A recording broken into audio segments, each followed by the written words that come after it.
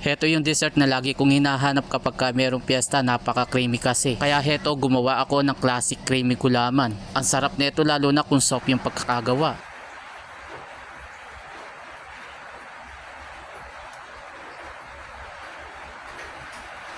Gagawa tayo ng panghimagas ngayon. Tapos ito nga pala yung gagamitin natin, Mr. Gulaman. So gawa tayo yung creamy. Bali 4 na klase lang yung ating ingredients. So ipakita ko lang sa inyo. Meron na tayong naka-ready na tubig, bali 5 cups nga pala yan. Tapos bumili na lang ako ng 1/4 na kakanggata. At meron din tayong kondensada, any brand pwede naman ninyong gamitin.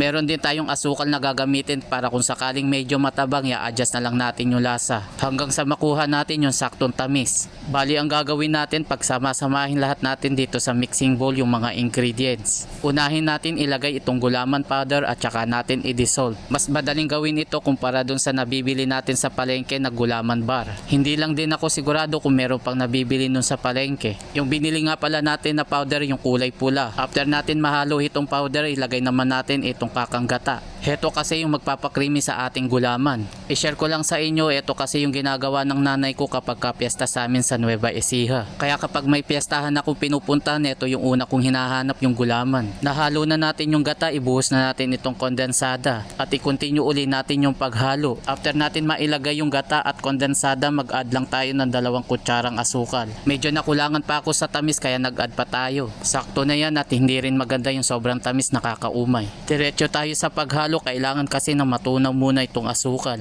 Pagkatapos nito, isalin naman natin sa kaserola. Gamit din tayo ng strainer at nang masala natin ng husto. At nang sa ganon, hindi sumama yung mga nabumuo. Smooth kasi yung gulaman kapag ginamitan natin ng strainer. At saka pa lang natin i-turn on yung kalan. Shoutout nga pala kay Marjorie Manalang ng San Vicente, Cabiao, Nueva Ecija na lagi nanonood sa atin. Pagdating naman sa pagluto, continuous lang yung paghalo at nang hindi mamuo sa ilalim. Heto lang naman yung nakakapagod dito kapag gumawa ka ng gulaman, yung paghalo. Pero sulit naman kapag kinain mo talagang creamy. Baka umabot ka na dito sa bahagi ng aking video, paki-comment mo naman kung tagasan ka para malaman ko kung sa lugar ako napapanood. Kung meron nga pala kayong pandan na halaman, pwede ninyong i-add dito. O kaya naman kahit yung vanilya. Lumapot na yung ating gulaman, ibig sabihin malapit na maluto. Pakuluan na lang natin to hanggang sa maging okay na. Sunod naman, isalin na natin sa ating mga lalagyan. Gamit pa rin tayo ng strainer at nang maiwasan na maisama yung mga namuo. Baka nagustuhan mo yung ating recipe ngayon, paki-like and share. At kung hindi ka pa nakapollow sa akin, paki-follow mo na lang ako para updated ka sa mga susunod. Shoutout nga pala sa ating mga bagong followers, ganon din sa mga nakapollow sa atin. Maraming salamat po sa inyo. Nakagawa tayo ng 8 piraso, pwede nyo nga palang itong ibenta kung gusto ninyo.